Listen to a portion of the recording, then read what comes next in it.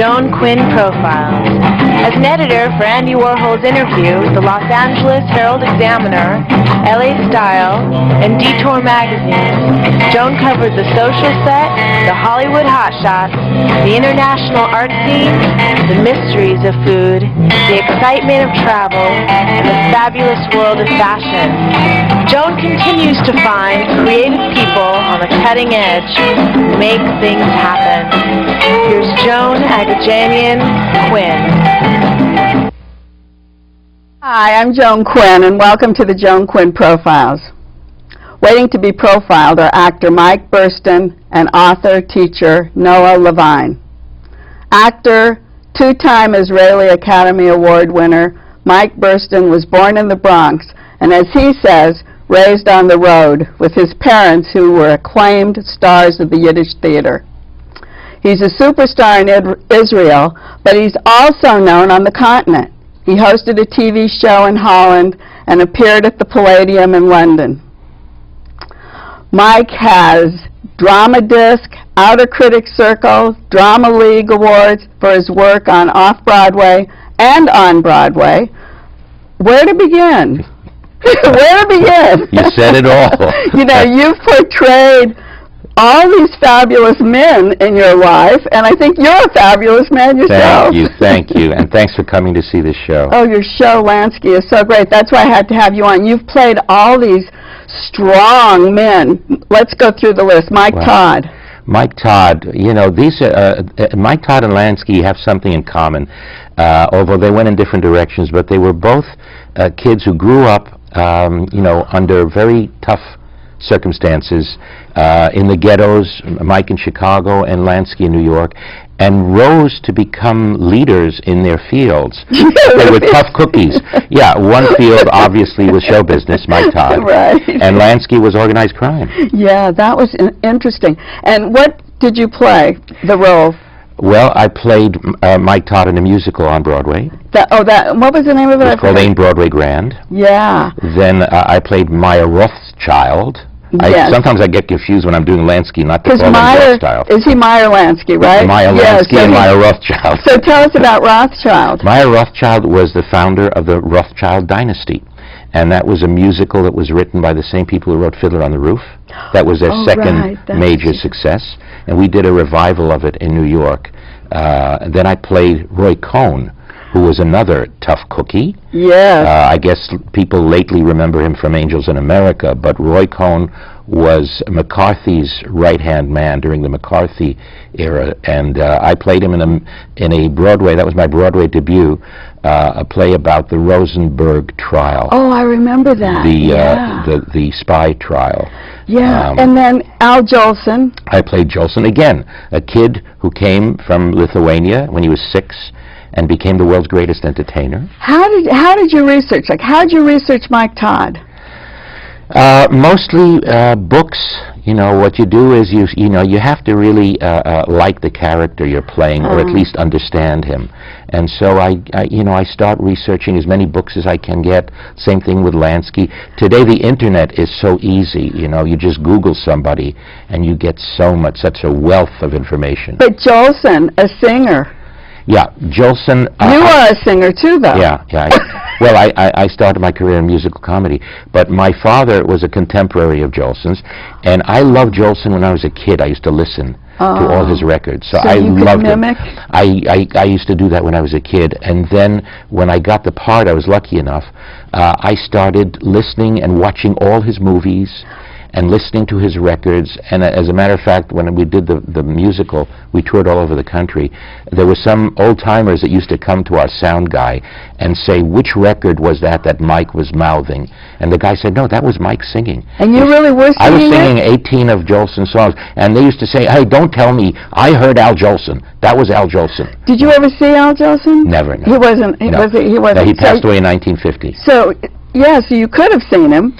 Well, I was 5 years old. Yeah, but I mean, just to see his gait, the way he walked, in the movies, that's all how those you movies, did it. yeah. Don't forget that Jolson in his heyday was really, it was Elvis and Michael Jackson and everybody put together.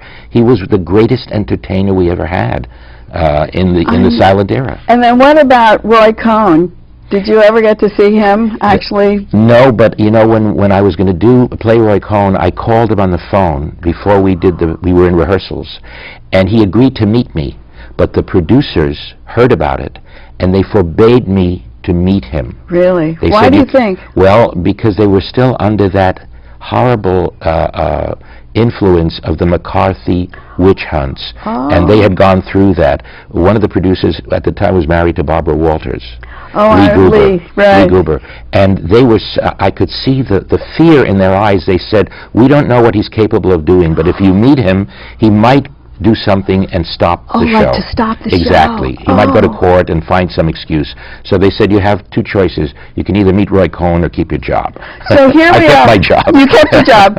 From the Bronx, Yiddish theater, parents, lived in Israel. You played all these guys were Jewish. Let's see. Was there any one of them that wasn't? Well, what about P.T. Barnum? Well, he was, no. I didn't bring him up yet. Oh, no.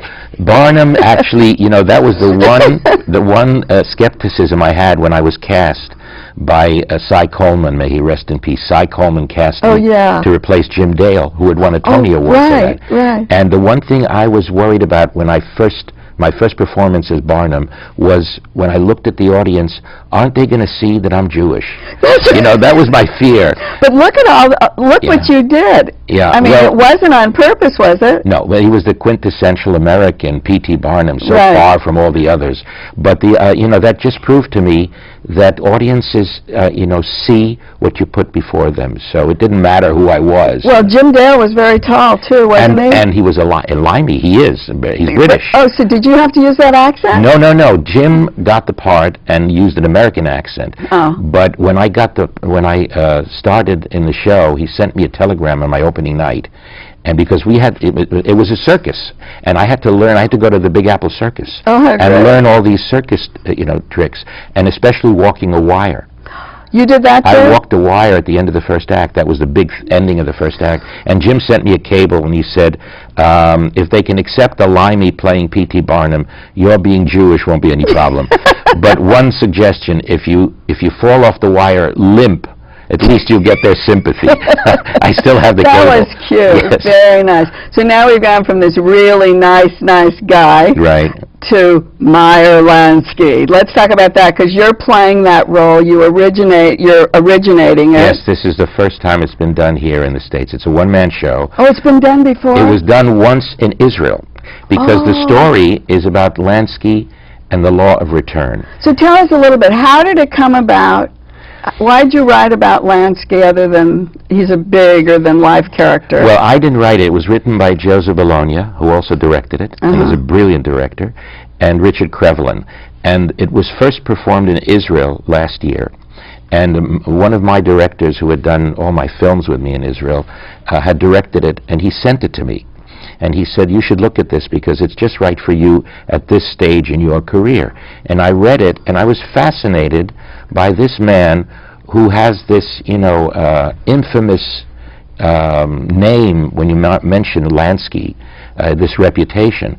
But when you look into the man himself, he could have been the chairman of General Motors if he had gone legit. Because he had a brilliant mind. Yeah, you bring it out that the numbers are like this with him, and that was true. He was he was a genius with numbers, and he was a great organizer. He was the brains behind organized crime. You know, you're at the Odyssey Theater, which I adore. I love that theater, and it's a small, I don't know how many seats, 99 seats. Theater, and you are like right there standing with the audience. In your face. In your face, so they say. I thought, and you felt so comfortable, and you played that kind of role where you knew you were mean, but you were like trying to do something. You were trying to get back to Israel, right? The story is that he's trying, at the end of his life, to take advantage of the law of return, which is the only country in the world that has a law that says any Jew can become a citizen. And the federal government and the FBI had been hounding him for years. And so he tried to use that to retire there. Unfortunately, because of politics and other reasons, they rejected him, and he came back. But he was never convicted of a felony. The federal government tried all his life. He never sat in jail, and he died of old age, in Miami Beach. But there was a book, and you said the Israeli government kept bringing up that book. Yes, the book claimed, all this rumor about, there were so many rumors about him. Exactly. Most of it was not true, but they used that to prove that he had a criminal background, and there's an amendment in the law of return that says that anyone with a criminal background can be rejected. I thought it was interesting because who was one of the prime minister was Golda Meir at the time. But in Golda Meir, there was a one-woman play about her. That's right. Yes. Those two should be playing in repertoire. But I can't play Golda. No, but someone could be playing. I can play Golda.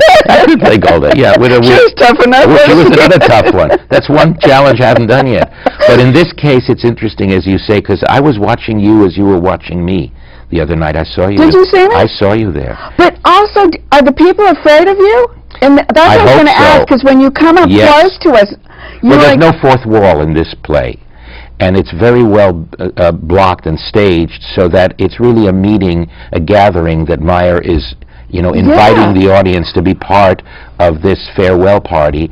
And it's a combination of both Meir, the charming, man that he was, and also the tough, threatening man. Yes. Because he says it's not good to be violent, but there's a lot of benefit in having people think you're violent. Right. And he used that. And that's what you did. Yes. You did that. And I mean, I was smiling, laughing, frightened, and I was watching the way other people were reacting just to see how you were affecting them, and people are nodding in agreement with you in some things, and I'm going like, he's talking about getting rid of the arms and guns being lost in the sea, and they're going, yeah? Yeah. I think that's the biggest compliment, if the audience really, loses track of where they are and really believes what I'm telling them. The one interesting thing, you said Joe Bologna wrote it, and there's a restaurant, Dugarango, in West Hollywood, and I went in one time for lunch, and Joe was sitting over in the corner, and he had his phone there, and he had a script, and I was thinking, this is just what Mike Burstyn's doing on the set. He's got his phone at Wolfie's, and he's writing and talking to people like it's his office. Well, Wolfie's is interesting because during the heyday in the 60s, that's where Larry King started his career. He started broadcasting interviews on radio from Wolfie's. He had a celebrity table there, and he used to broadcast from Wolfie's. Wolfie's was, and that's where our play begins, in Wolfie's in Miami Beach. Yeah, but it was funny because I was thinking, I wonder if Joe was actually writing it at that restaurant. Yeah, I'll have to ask him. Joe was sitting there. Well, we have to go, but we know that you have this triangle: Holland, Israel, and the U.S. Right. And how did that happen? Really quickly. Well, with my parents, as you said, I grew up in the Yiddish theater, and we started traveling all over the world. Wherever there was an audience, we would go. We wound up in Israel, and then I had a television show in Holland, and that brought me back to Broadway, and South America as well. Oh, thank you for being here today. Thank you, and make sure everybody comes to see Lansky. We're running through the middle of August. That's fabulous. Thank you. Thank you. And don't go away. We'll be right back with author Noah Levine.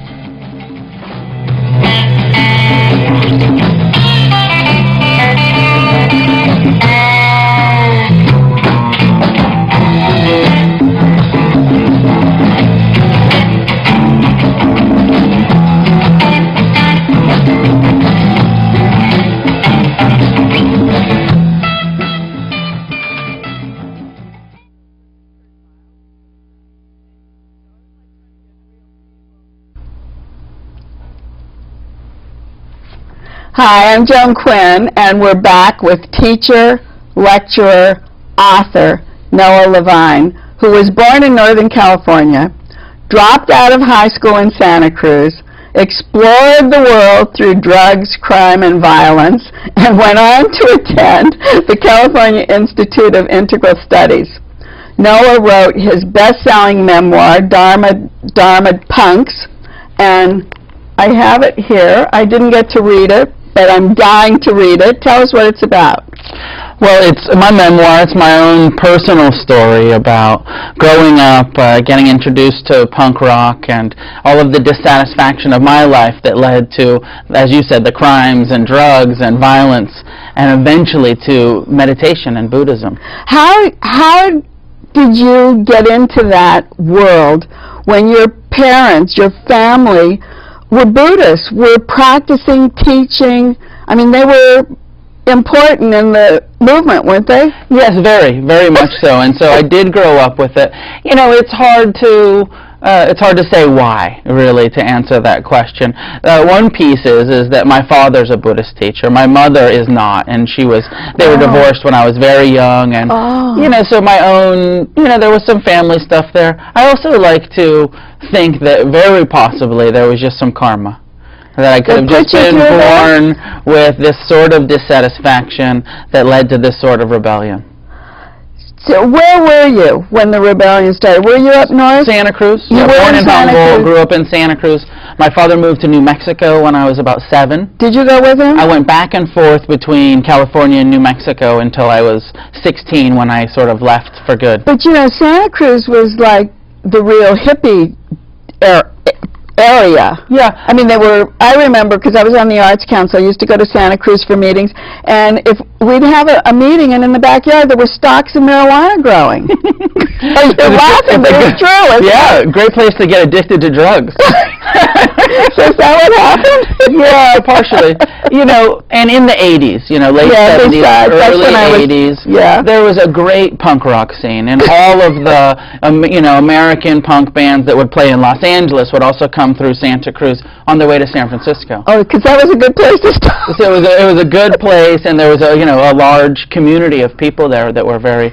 So at 10 years old, when I heard punk rock, I was like, this angry, rebellious music, externalized, speaks to the way that I feel, this dissatisfaction. Is that what all the kids felt, do you think? Or were some of them not as intense You as mean you in were? punk? Yeah. Yeah, I think that the Pretty foundation intense. of punk rock is dissatisfaction with the status quo, rebellion against the hippies, rebellion against the mainstream politics.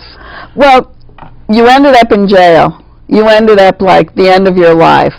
And you thought that all this hippie stuff was kind of baloney at the time, and then you had this awakening.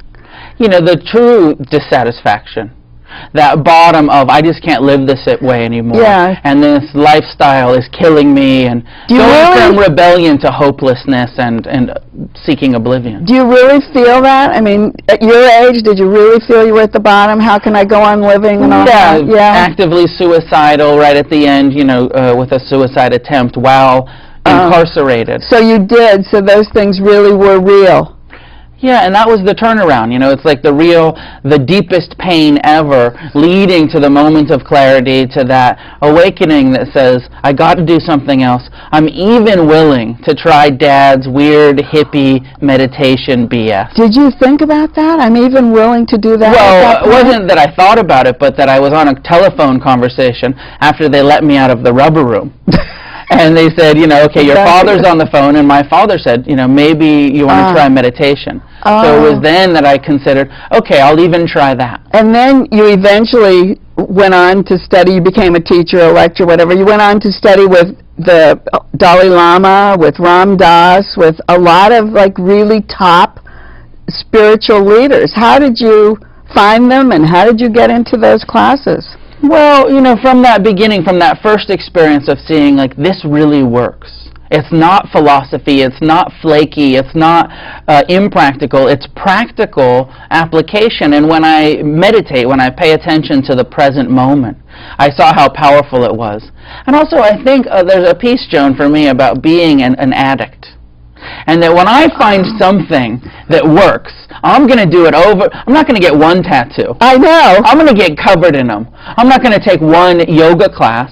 I'm going to seek the deepest spiritual teachings that I can find. So as I shopped around, and what does Ram Dass have to say, and my father, and the Dalai Lama, and eventually settling in studying the Buddha's words himself, rather than the interpretations from the Japanese or the Tibetans or the hippie Americans, of going back to the scriptures and going into Vipassana, Theravadan, deep, silent meditation courses. Could you read those? Yeah. They're all translated, but were they translated enough for you to feel that you were getting the gist of everything? For sure.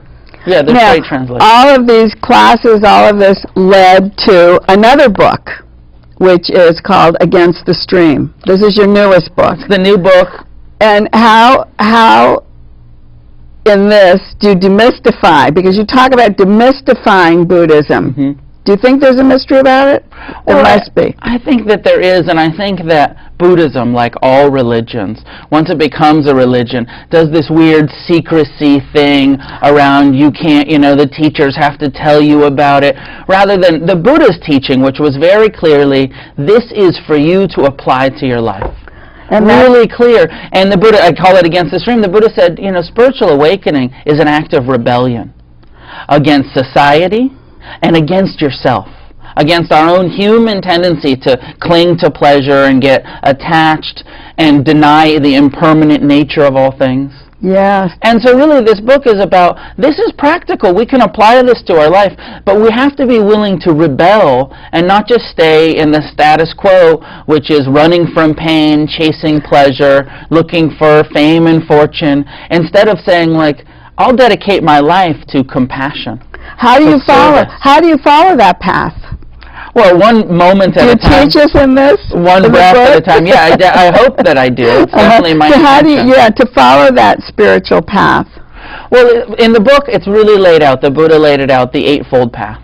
Oh, that's what you were saying. So some level of study, some level of understanding, daily meditation practice, and renunciation, being very careful with our words, with our actions, with what we do for a livelihood. So you call it spiritual path. Is it a religion? Yes. Is it like Judaism or Catholicism? Well, it's not, because it's non-theistic. Oh, it's the only religion that doesn't have an externalized theistic creator. But you believe in God. No, not God. What do you call? Dharma? No. Dharma, sure. Dharma is truth. I believe that there is truth. And you said, or your father said, or you said, or all the teachers say, truth you can find in all those religions. Yes, I say that in Dharma Punks. I say the truth with a capital T can be found in all religions. Now, I believe that that's true because all religions, on some level, teach compassion, teach forgiveness, teach... Right. Every other tradition also teaches violence, which I do not believe is the truth. And I do not believe, in the new book, I go from saying you can find the truth in all religions to saying you can find lies in all religions too, including Buddhism. That there has been this kind of co-opting of violence and greed and this patriarchal oppression that you find in all religions, including Buddhism. And that's where I'm saying we need to go to the truth and not what religions teach, because although the truth is there, there's also a lot of corruption. Okay, so in Buddhism, we don't have a church to go to. We don't have a temple to go to, a synagogue. Where do we go to learn? We have all of those things. We do? Yeah, okay. Some Buddhist church places are called church, a Buddhist church. Oh, they are. Or they're called a Buddhist temple, or a monastery, or more in America, we might call them a Buddhist meditation center. Is that what? And then do they teach there? Yes. So what should people do who are disillusioned? How can they find a place to go? There's so many social issues. It's hard to cope in the world today. Yeah. Read your book, Against the Stream? Well, sure, maybe, and there's so much great literature out there on Buddhism and books. I think people also have to be really careful. You do a web search, you'll find a lot of different things. You're a psychotherapist as well. Also a therapist. So is that what the kind of issues you come up against, social issues with people? Oh, in my therapy practice? Yeah. On some level, I work a lot with recovering addicts because of my own recovery and history. So they believe you. Are they afraid to come to you because you're tattooed from top to bottom? Normal people, whatever normal is. What's normal? No, non-tattooed. That's a good way to say it. Probably some. I'd imagine that's true for some. Until you start talking. Although, the groups that come to my workshops, not necessarily to me individually as a therapist, are very diverse. And there'll be a handful, if there's 100 people in the room, there'll be 15 or 20 people over 60. And there'll be 15 or 20 people, you know, kind of 50s to, you know, 30s. Half of the people in the room are probably going to look like me and be tattooed and be younger. And they all go together. And then there's a bunch of teenagers, too. And so often on the classes or the workshops around the country, around the world, there'll be families. And there'll be parents and children, and they can both relate, because the parents are already into meditation, and the kids are getting into it, and they can hear it from me, because I look more like them, and it's not their parents' generation. You weren't raised Jewish then? Not at all. No. But a lot of... Just the name. Just the name. But, so you were always raised Buddhist, but you never followed it. Yeah. But many of these teachers were raised Jewish. Quite a few. Yeah, there is a... Do you think there's a tie? Over there. There is, but I'm not sure. I don't have the information. There was a book put out called The Jew and the Lotus. That's what I meant. That's what I was asking. I don't really know why. So you say meditate and destroy. And before we leave, tell us what you expect people to take away from your book, Against the Stream. Maybe some hope. Maybe some willingness. Mostly they'll take away the information. This is what's possible if I do this work. So, you know, the information is there, and then hopefully the hope or the willingness to do the work, to break from the complacency and to say, if I want true happiness in my life, I'm going to have to work for it. It's not going to arrive magically. And how hard is it to work for it? Well, it depends. It's all relative, right? Yeah, that's what maybe it depends on how neurotic we are in the first place and all of that stuff. But I think it's hard work. I mean, most people say, even though, like, what, sitting in meditation for an hour a day? That's what I meant. Does that sound hard to you? Well, I don't know. People say, oh, well, we were sitting there meditating, my rear was getting tired, or my this, or my hand was going to sleep. I don't know. Is that hard? Well, for most people think so, right? It's hard to tolerate pain. That's a big part of it. We have to learn to tolerate, and not only tolerate discomfort, but also to meet it with loving kindness and compassion. If we can't do that, we're going to be miserable so often in our life because pain is unavoidable. You're right. Thank you. Thanks so much. My pleasure. Noah Levine, and thank you for watching the Joan Quinn Profiles today. We'll see you next time, and keep writing to 777 South Figueroa, 44th floor, Los Angeles 90017. Bye.